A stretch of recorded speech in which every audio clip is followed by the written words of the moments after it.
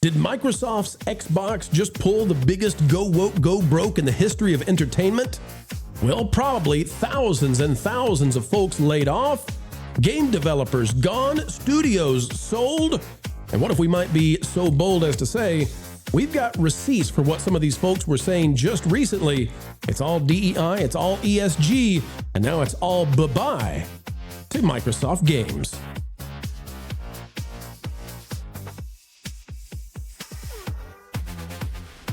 It's a great day. It's a groovy day. Thank you, folks, for coming our way. Welcome back to the Pro Channel, where we continue to keep you ahead of the culture curve. Tomorrow's headlines delivered today on a red-hot platter of chatter, the kind of stuff you need to know. Let's dive in right now. Xbox filled with major woes. Oh, wait a minute. It might be actually those who sent it into crazy levels of woke. Xbox itself now being called a patient in critical care. And Microsoft is ready to doctor this thing up to get it fixed and back on the right track. It is the biggest go woke, go broke we've ever seen. And folks, it is obscenely bad for those who once carried the lines of divide, divide, divide. They did not conquer. Newsweek has this one. What Xbox layoffs, studio changes mean for gamers. By Hugh Cameron, the announcement of the most significant restructure in Xbox history promises a drastic change in how the company approaches consoles, game development, and the experiences it delivers to customers. On Monday, the company said it plans to lay off 4,800 employees, including 1,600 immediate reduction at its Xbox division, and focus its efforts on the priorities that will keep Microsoft positioned to deliver for customers in a fast-changing industry. Asha Sharma, who took the helm at Xbox in February, also said 4 of its game development studios would be transitioning to new ownership, resulting in a further 1,600 layoffs. But also, if they're transitioning to new ownership, that means they're selling them. That means that all of those jobs are also leaving the ledger of Microsoft and Xbox. They just don't count as layoffs. Holy cow. I mean, we may be talking about something like 10,000 positions associated with Xbox exiting. Quote, these changes are about a bigger future for Xbox, not a smaller one. The next decade of gaming will be larger, more global, and more creative than anything we've seen before, said Sharma, who's now over Xbox. This year, we'll invest as much in Xbox as we ever have, but we'll invest with greater focus, greater discipline, and greater clarity in service of making Xbox where the world plays and creates. Now, partly what was amazing about this is there was not a single positive story that came out. There was not a single, hey, we're going to do this, or hey, we're going to have this game, or hey, we're announcing, this timeline. This was just total destruction to the woke empire that had been created under Xbox. Daniel Friedman is posting this. One of the people who was laid off. It says, congratulations to Obsidian Games art director Matt Hansen, who reportedly got what he wanted today when Xbox eliminated 32 positions, including his. Daniel says, best of luck in the woods, Matt. And here is the image, folks. It says, Matt, who is herding plate, spinning cats, at Matt Hansen art. This is back in 2024. So I just wanted to show you this. This is go woke, go broke. Reminder to black artists out there who are looking for portfolio reviews or job advice. My DMs are open and you will always have my priority, says Matt. We got too many crusty white dudes in this field, says Matt, who is crusty white dude. Let me help you replace me one day. I want to go back to living in the woods. Well, mission accomplished. Mission accomplished. And the woke that always tell you, if you don't like it, don't play it. If you don't like it, don't watch it. And always want to say, hey, all the other people, give up your jobs for those who are oppressed. Now it's being brought to them. All right, Grum's Mark Kern, one of the most important voices in video gaming. Of course, he's the guy who helped lead games like Diablo 2, StarCraft, and World of Warcraft. He says everything wrong in gaming is being made right again. He says, I told you 2 years ago, vote with your wallets, 2 years to stop the spread. Outcome, sweet, sweet victory after victory. Okay, so here we are. Xbox is being decimated. I want to bring in Culture Casino right now. Culture, welcome aboard. If I can bring you in, there you are. How you doing, buddy? I'm doing very well. It's good to see you all. Good to see you, Culture. Minds together. This is good. Good to see you. The gaming industry is 14 times the size of the theatrical industry, okay? So when we're talking about this with Xbox, and I say this is the biggest go woke, go broke ever, I mean it. And I really do believe that this is go woke. Xbox has been as woke as they can be under Microsoft, I don't know that this is going to fix that problem, but I'd love to hear from you guys and girls what you think about this. Is this a start? It's definitely interesting that Grums is saying she's doing everything she should to totally clean this house. Well, as the clear expert gamer on the panel, your background is lit in green, Odin. I mean, you must carry us through this segment. A little bit of my own background on gaming. I do have a lot of like retro systems and play retro games, and the most recent game I am playing Arc Raiders. So I'm clearly a gamer, guys. I am the biggest gamer that you will ever see. But when I am kind of looking at this basically from the outside, because I'm really not, hardcore gamer, I like the Nintendo Switch. I have a Switch 1, Switch 2. I love the Legend of Zelda games. That's kind of, I'm playing through Link Between Worlds right now on 3DS using my emulator. And it's a lot of fun. But when I look at all this stuff kind of just from the outside position, I think to myself, okay, even if they are cleaning house, even if they are, seemingly maybe moving in the right direction, like trying to get rid of all of this kind of like the rot that's like made up their business and their industry, because of the connection with Microsoft, I think that was already a ticking time bomb, in my opinion. And the reason why is because when I look at Xbox, all I can think of is, oh, you mean that game system that you can also just play on your PC? Because Xbox, Microsoft, you can just play the PC version instead, and it basically works the same if memory serves, right? You can play your Xbox games on your PC, I think. Please correct me if I'm wrong. And so all I could think of is, well, why not just get a PC or, invest in a mini PC, and then you can play all your games, but then also have other functionality that is not just stuck into the Xbox ecosystem itself. So I feel like that integration itself and by its own was already kind of that taking time bomb of, okay, this probably is not going to last that much longer, because eventually people are going to realize of, oh, I don't really need to buy a separate Xbox system to actually play my games and actually do all the things that I want to do. Now, I guess to the general consumer, there's still a lot of value, or at least there was value to it, because, well, I want to have my own separate gaming system that's not the same as my actual computer, and I like to keep those things separate from each other. Convenience is a big thing. Obviously, I understand that to that degree as well. But now that we have, PlayStation moving to a diskless future, Xbox also moving to a diskless future, they're just making their own systems that they're going to be inventing in the future that much less appetizing for consumers to have.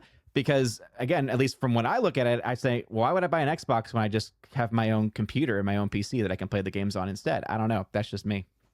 Well, the other part of this that we need to analyze, in addition to this is go woke, go broke, because if they had stopped, I mean, Halo now is basically known for wonder what flag Master Chief is going to be decorated in for what social cause this week. I mean, it's just embarrassing.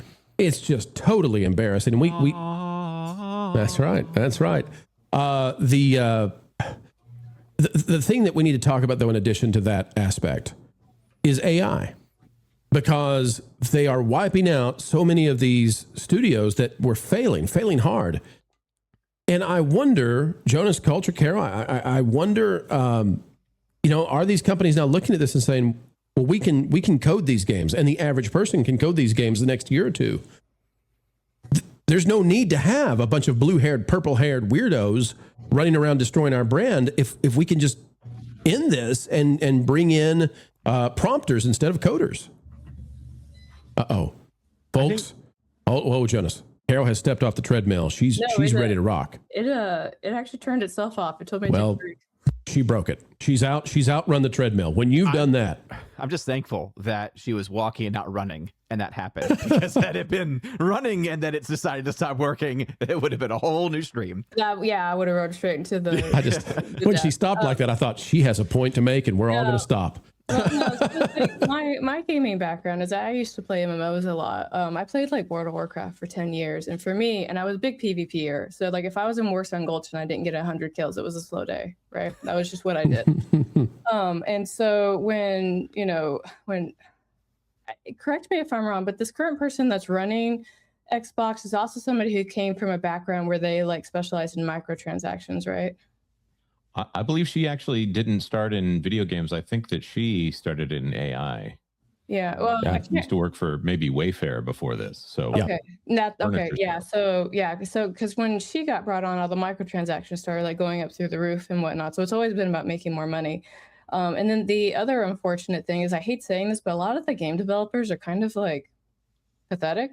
And what I mean by that is they have poor work ethic. They don't like being accountable. And I have my own experience with this because I did work for a game company at one point. And, you know, my biggest headache was getting the game developers to do a very simple task. It was like, I need you to get this done today. It's like, well, I'll get it done today. It's like, well, how long is it going to take you to do it? It's like, oh, it might take me like an hour. It's like, do it right now. Okay, let me ask you about that, Carol. Do it. Because my experience is, and let me see if yours is similar. My experience is that the gaming industry was built by hobbyists and enthusiasts and passionate people who formed these companies in the 90s and the early 2000s and sometimes earlier, but they came at this just insane efforts to make the greatest things, and it was part of something they loved. And then what happened is this industry got flooded with people who just, they want to know, what is the snack bar like in the lobby? And, you know, can I play water polo? I'm kidding on that one. You know, but like, what are the comforts that you're going to bring me if I agree to go work here? And then they complain and they whine and they don't care about the actual game. They don't play that. They want to play Candy Crush, not this stupid FPS game. Did you have that experience where the people who were working that have been hired in the last 10 years, let's say, had a completely different work ethic? Yeah, because I mean, and I'm going to blame Blizzard for this, because Blizzard did a really great job of showcasing like all the perks of working there, kind of like what Google did as well. So it was like, you're not just working for a company, but you're also like part of some elite club. Now, granted, Blizzard had its own fun things, like, for example, the milking room incident that occurred, which was still to this day the craziest story I've ever heard. But it's like the passion is gone. The writing is weak. I think I've beaten the dead horse enough where I talk about like the dismal state of writers these days, and they don't know how to make a good story, and they're just basically making carbon copies of things that they liked before, but they're doing it really bad. And I was actually talking to one of my friends because he and I are really big into PvP. We can't find a game to play. Like, we can't. It's like there's no new games that are coming out that are interesting us, and all the stuff that is coming out is being made for you to hang out with your friends for maybe a half hour and then go do something else.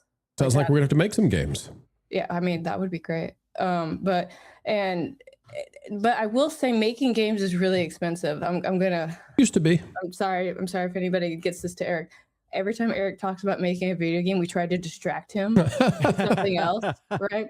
You don't want to get Eric with me then, trust me, because I think the price of making games is about to collapse. Well, because he keeps saying it's like, oh no, making a game is very affordable. I'm like, no, stop, because even if you just want to do a side scroll, you're gonna have to do this, and you have to do these assets, and you're gonna have to put all this together, and it's gonna be about that much. And he's like, well, I think I could get cheaper. I was like, you can, but it won't be very good. So every time somebody talks to Eric about a game, we're kind of like, look, shiny thing, or we like pull the cable out from his computer or something, right? Because we want him to not do that right now. But it's a big investment. And one of the reasons like Blizzard has done so well is because the player base for it is super passionate. But I will say like that's bled out at this point. Like if you go and walk around World of Warcraft at this point, like I was just wandering around Stormwind because I was like, maybe there's something to do. It's a dating simulator right now. There's people walking around the game, like trying to hook up with each other in an E-style. And it's kind of like, no, I just came here to kill all of you. Like, come on, go into the battleground and just, yeah. Well, I'll tell you, we are preparing at Southeast Game Exchange to reveal a brand new game that we've been working on called Zax, which is a puzzle block thing. I'm just letting this auto play right now. But this is the game that we're going to be releasing in the fall. And so I think the time is coming. This, by the way, is just easily the beginning to what we're working on. And this looks very simple. If we started playing it, the graphics will start taking off and doing all kinds of fun stuff. But I think people are going to be able to get into gaming in a much bigger way very, very soon. Partly why I want to bring this up. This is so interesting to me. In culture, I know you have a technical expertise in all of this. Grums, back again here. This is something that was predicted with AI, and I'm not trying to take a position, good or bad, on AI. I'm just presenting this to you. There's a way to write games that would be unbelievably efficient. And likewise, it is so unimaginably difficult that nobody would ever attempt to do so. And that is a human being writing directly in assembly language, right? Usually what's happening actually is there's assembly language that the machine actually is reading, and there's like 5 languages of layers of translating to get back down to that. for the machine to do what it is that these layers of languages, I don't want to go too far in the weeds, but if you could write an assembly language, you could do things that nobody else could ever imagine. AI is now writing NES games, okay? So we're still at NES, although I know Fable can write in regular code at the N64 level in a single prompt, but AI is now writing NES games in assembly language. That's bonkers what is now going to be possible. And I think this, surely with Asha coming into Xbox and having AI expertise, surely she's saying the future is not going to be the same. And we're not going to hold on to a bunch of do-nothings as the era shifts. Like, this is the chance. This is the moment. We're going to get in people who have passion for games, and they can prompt away, and just make great stuff for us. Well, I would suggest that everybody recognize that they overhired at the studios a long time ago. And there were too many game studios, and Xbox went about acquiring too many of them without any passion for building the games. I would say that is fundamentally where we started. When it comes to the actual technical aspects, when you're talking about AI, you certainly could do that even with Grok Build right now, if you've played around with that one any little bit. But I would never suggest that you don't need people to do this. In fact, I think Ford Motor Company recently discovered that their AI is not capable of building cars. So they had to bring back all the engineers they fired. But this is where the positive side of the equation is. Now, whether intentionally or not, and I would never assign intention to anything coming out of Xbox, getting rid of the 2,300 people just in the gaming studio stuff will allow them to rehire people who are qualified to build games like you're describing, or maybe, get some people with actual passion to build games, involved in the market. I think all of that would be wonderful. But it does take humans to build good games. I'm sorry. You need somebody who has the ability to create a story, like Caro, who can, develop the lore that's required to support anything that has some kind of narrative gameplay. That's what you need. And if you're trying to build a big game, you need a narrative, which is why it's taken Rockstar a better part of a little more than a decade to give us another GTA 6. GTA 5's been successful through 3 console generations. And now we've been waiting, I think, 13 years. Am I wrong? It's longer. Maybe it's longer than that. By the time we get to new GTA 6. So because it's narratively important to get everything right. You need to honor everything that came before, or you're going to be called out on the table for not living up to what this used to be. And you want to make sure you get everything right with your new version of Vice City. I think that gamers notice those things, and I think the studios realize that gamers notice those things. So, and that includes even the voice acting. You have to get all these parts right, and they have to be human. And all that's driven by story. And believe it or not, the computers aren't so good with that. And that's otherwise it just sounds like you're repeating yourself. That's the only problem with AI and story writing. But Star Wars: The Old Republic was great. When it first came out, multiple storylines. You could be good, be evil. You had voice acting for pretty much everything. And the replayability is what made that game so strong, because you could play every character, and then you could play good, you could be gray, you could be evil, you could do all these different things, right? And people still play that game. Graphics are a little wonky. Anytime you guys want to update that would be cool. But I mean, it still has an active player base right now. Jonas, we've been tracking what's going on with Xbox. I want to give you the opportunity, because I don't know what we can say and what we can't say yet. I'll hand that to you. Your thoughts on what we're seeing over there and where this might be going. There's so many rumors going around about what is actually going to be happening here with Xbox. The 3,200 people that are being laid off are separate from the studios that are being sold, with several large studios being sold. This is on top of the layoffs that have already occurred. So it is from an economic standpoint, from a job standpoint, it's a bloodbath. They've been a company that has basically had unlimited money as far as game development goes, because Microsoft is a $1 trillion company. It's a huge company. So they've been able to function on the idea that they would be claiming all of this space and they would own the market. This is something where, the fact that Xbox is not the only thing that Microsoft does, made them into this just blob that was going to eat the entire industry. And now you look at everything that they've absorbed, and there are rumors out there that maybe, I don't know what this does to 343, now Halo Studios, but there's a rumor that it described as a crazy rumor. This is what I wasn't sure we could say yet. Are we allowed to say this? This has not come from any. This is something I've read outside of here. This does not come from anyone that you may have seen me associated with. Okay, good. Disclaimer out there. Can we say it?